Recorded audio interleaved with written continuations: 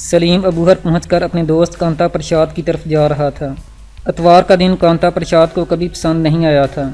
اس روز وہ لوگ بھی مندر میں چلے آتے تھے جو پورا ہفتہ مندر کے نزدیک سے گزرنا پسند نہیں کرتے تھے۔ کانتا پرساد یہ ضرور چاہتا تھا کہ مندر میں رونق لگی رہے۔ یہی تو ایک صورت تھی جس سے اس کا ظاہری دھندا چلتا رہتا، لیکن اتوار کو اسے صبح کے بعد جب شام کو بھی رات گئے دیر تک مندر میں آنے والوں سے نمٹنا پڑتا تو وہ چڑ جاتا تھا۔ اس کی ہمیشہ یہ خواہش رہی تھی کہ شام کے بعد سے اگلی صبح تک کوئی اس کے کاروبار حیات میں مخل نہ ہو۔ ایک تو اسے اٹھنا ہی صبح بہت جلدی ہوتا تھا کیونکہ وہ اس مندر کا پروہت تھا۔ اتوار کو جب وہ رات دیر گئے تک سوتا اور صبح اٹھتا تو سب سے پہلے دیوی ماں اور اس کے پجاریوں کی شان میں لمبا قصیدہ الاپتا، جس کے بعد ہی وہ مندر میں آیا کرتا تھا۔ کانتا پرساد کو یہ پروہتی اپنے باپ سے اور اس کے باپ کو اپنے باپ سے وراثت میں ملی تھی۔ اب تو وہ اس کا ایک طرح سے مالک بن کر رہ گیا تھا۔ اس کا دادا کیسا آدمی تھا اس کا علم اسے نہیں تھا کیونکہ کانتا پرساد کی پیدائش سے پہلے ہی وہ مر گیا تھا، لیکن اس کا باپ خدا کی پناہ وہ تو یمراج تھا، یمراج۔ کانتا پرساد نے جب شعور کی آنکھ کھولی تو اسے عیش و نشاط میں ڈوبے پایا۔ اس کی ماں کو دن میں ایک آدھ مرتبہ کسی نہ کسی بہانے سے مارنا اس کے باپ کا وتیرہ بن چکا تھا۔ ہر دوسرے تیسرے مہینے وہ اپنی داشتہ بدل لیا کرتا تھا۔ جن راجپوتوں کا یہ خاندانی مندر تھا وہ بگڑے ہوئے رئیس زادے تھے۔ اپنے علاقے کی بہو بیٹیوں کو وہ اپنی وراثت خیال کیا کرتے تھے۔ ان کے لیے اپنے کسی مزارے یا نوکر کی بہن، بیوی یا بیٹی کی آبرو ریزی معمول کی بات تھی۔ یہ بڑے طاقتور اور سیاسی اثر و رسوخ کے مالک راجپوت تھے۔ سرکاری دربار میں بھی ان کی خوب چلتی تھی۔ مقامی تھانے کی تو حیثیت ہی کیا تھی۔ علاقے کے بڑے بڑے پولیس آفیسر انہیں سلام کرنے آیا کرتے تھے کیونکہ ان لوگوں کے تبادلے کروانا اور تبادلے نہ ہونے دینا دونوں ہی کام راجپوت آسانی سے کروا لیا کرتے تھے۔ پولیس والے قدم قدم پر ان کے محتاج تھے۔ محکمانہ انکوائریوں میں بے گناہ کو گنہگار اور گنہگار کو بے گناہ ثابت کرنا ان کے بائیں ہاتھ کا کھیل تھا۔ لیکن ان راجپوتوں کو شاید اس بات کا علم نہیں تھا کہ ان کی منقوہہ بیویوں سے کچھ ایسے بچے بھی ہیں جن کا حقیقی باپ دراصل کانتا پرساد کا باپ تھا۔ کانتا پرساد کے باپ کو اس خاندان میں روحانی سربراہ کی حیثیت حاصل تھی۔ ان کے شادی غمی کے موقعوں پر وہی ان کی نمائندگی کرتا تھا۔ آئے روز کسی نہ کسی بہانے اس کا آنا جانا حویلی میں لگا رہتا تھا اور اپنے بدماش خاوندوں کی عیاشیوں سے دل برداشتہ راجپوتانیاں اس کا بہترین شکار ہوا کرتی تھیں۔ پنڈت جی مہاراج کے پاس اپنے دکھڑے بیان کرتے کرتے وہ اس کے شیطانی شکنجے میں یوں جکڑی جاتی تھی کہ پھر ان کے لیے بچنے کی کوئی صورت باقی نہیں رہتی تھی۔ پنڈت کانتا پرساد نے اپنے پتا جی کی روایات کا بھرم کبھی نہیں ٹوٹنے دیا تھا۔ کانتا پرساد شیطان تھا۔ پنڈت کے لبادے میں چھپے اس شیطان کو یہاں کے مکین آج بھی دیوتا کے سمان جانتے تھے۔ اس مندر کی تعمیر کو 100 سال ہونے کو آئے تھے اور 100 سال سے ہی کانتا پرساد کا خاندان نسل در نسل یہاں کا پروہت چلا آ رہا تھا۔ رات کے قریباً 11 بج رہے تھے جب وہ بھگتوں سے نمٹ کر اپنے کمرے میں آرام کرنے آیا تھا۔ گزشتہ ہفتے ہی اس کے حلقہ ارادت میں شیلا کماری داخل ہوئی تھی، جس کا آوارہ مزاج خاوند جس نے گزشتہ 3 سال میں بمشکل 3 راتیں اس کے ساتھ گزاری تھیں اسے اولاد نہ ہونے پر طلاق کی دھمکیاں دیتا تھا، اور وہ اولاد جننے کے لیے پنڈت کانتا پرساد کے پاس آئی تھی۔ پنڈت کانتا پرساد کے سیوادار مستعدی سے اپنی ڈیوٹی انجام دے رہے تھے اور پنڈت جی مہاراج اپنی سیوک کے ساتھ رنگ رلیاں منانے میں مصروف تھے جب اچانک کسی نے کمرے کا دروازہ کھٹکھٹا دیا۔ اس دستک نے اس کا بھیجا گرم کر دیا۔ اس کا جی چاہا کہ دروازہ کھٹکھٹانے والے کی بوٹیاں نوچ لے۔ اس ارادے سے اٹھ کر انہوں نے انتہائی تیش کے عالم میں گالیاں بکتے ہوئے اٹھ کر دروازہ کھولا، لیکن جیسے ہی اس کی نظر نوارد پر پڑی اس کی زبان گنگ ہو گئی۔ ارے راجکمار جی آپ، بڑی مشکل سے اس نے خود کو نارمل کرتے ہوئے کہا۔ اس کے سامنے سلیم کھڑا تھا جو بھی پیسنجر ٹرین سے اتر کر سیدھا ادھر آ گیا تھا۔ پنڈت یار برا مت ماننا، مجھے علم ہے کہ تمہارے ساتھ زیادتی ہوئی ہے، لیکن میں مجبور تھا۔ گاڑی سالی بہت لیٹ ہو گئی اور تم جانتے ہو کہ تمہیں ملے بغیر میں آگے نہیں جا سکتا۔ بے فکر رہنا، اس مرتبہ تمہارے لیے ایسا مال لایا ہوں کہ طبیعت خوش ہو جائے گی۔ تم اپنا دھندا جاری رکھو، میں ساتھ والے کمرے میں آرام کرتا ہوں۔ صبح جب پوجا سے فارغ ہو جاؤ تو مجھے جگا دینا۔ یہ کہہ کر سلیم نے آگے بڑھنا چاہا، لیکن پنڈت اس سونے کی چڑیا کو ایک لمحہ کے لیے بھی ناراض کرنے کا خطرہ مول نہیں لے سکتا تھا۔ راجکمار 1 منٹ اندر آؤ۔ اس نے قریباً زبردستی ہی راجکمار کو بازو سے پکڑ کر اندر کھینچ لیا تھا۔ تھوڑی دیر تک سلیم پنڈت کے ساتھ باتیں کرتا رہا، پھر دوسرے کمرے میں جا کر سو گیا۔ صبح مندر میں کتھا شروع ہونے سے کچھ دیر پہلے پنڈت جی نے اسے اشنان کرنے کی اجازت دے دی۔ اب وہ پتر ہو کر مندر میں آ گئی تھی، جہاں پنڈت کانتا پرساد دیوی کی مورتی کے سامنے रुबान सुलगाने आने वाले भक्तों के माथे पर तिलक लगाता हुआ बड़े मन से देवी की पूजा में मसरूफ़ था। उसकी तरफ देखकर किसी को उसकी शैतानियत पर यकीन नहीं आ सकता था।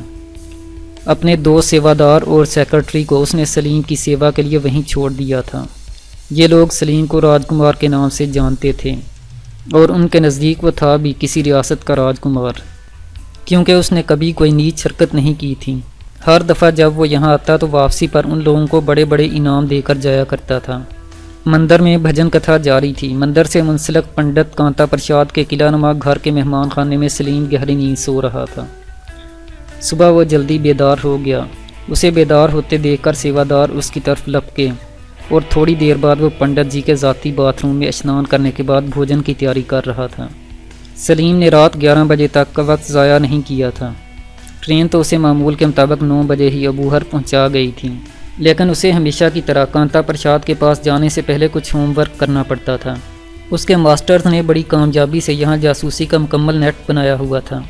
ट्रेन से उतरकर वो सीधा साइकिल रक्षा लेकर विशन सिंह के डेरे पर पहुंचा था।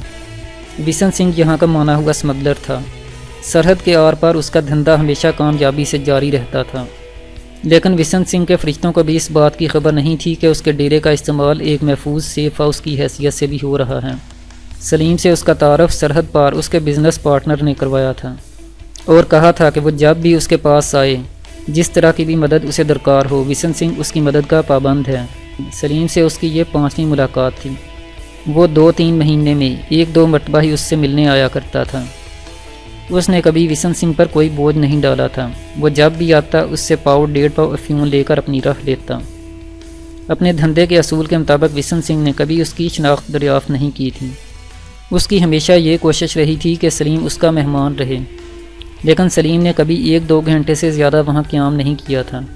आज भी विशन सिंह से मुलाकात होने पर उसने सिर्फ चाय का 1 कप पिया था और उससे अफीम लेकर अपनी राह नापी। कांता प्रसाद से उसका ताल्लुक़ करीबन 2 बरस पर मुहित था। एक हादसाती मुलाकात में वो कांता प्रसाद से टकराया और उसे अपना गुरविदा कर लिया। बज़ाहिर वो उसे हर मुलाकात पर करीबन 8 किलो अफीम बतौर तोहफ़ा दिया करता था। वो जानता था कि इस अफीम से कांता प्रसाद ने उल्टे सीधे नुस्खे बनाकर हज़ारों और लाखों रुपए तक कमा लिए हैं। उसने बड़े बड़े राजपूतों को अपने बाप दादा की तरह अपना मुस्तकिल गाहक बना रखा था और अपने कुछ ख़ानदानी नुस्खों की मदद से अफीम की ताकत कई गुना बढ़ाकर उन्हें ऐसी चाट पर लगाए रखता था कि वह सारी ज़िंदगी उसके मुहताज रहें। पहल तो उसने कांता प्रसाद को ये तोहफ़ा मुफ्त ही दिया था, लेकिन उसके मज़ीद होने पर उससे कुछ पैसे लेने लगा था। सलीम कांता प्रसाद के लिए बहुत मुहतरम बन चुका था। अब भी वो जल्दी जल्दी पूजा से जान छुड़ाकर उसके पास आ गया था। इस असना में सलीम अशनान से फ़ारग होकर ताज़ा दम हो चुका था। जिस कमरे में उसने आराम किया था, ये कमरा बतौर ख़ास उसके लिए मखसूस था। उसकी गैर मौजूदगी में शायद ही कभी पंडित कांता प्रसाद के अलावा कोई और यहाँ जाया करता था। इस कमरे में एक अटैची केस में उसके लिए कुछ मुकामी कपड़े तैयार रहते थे।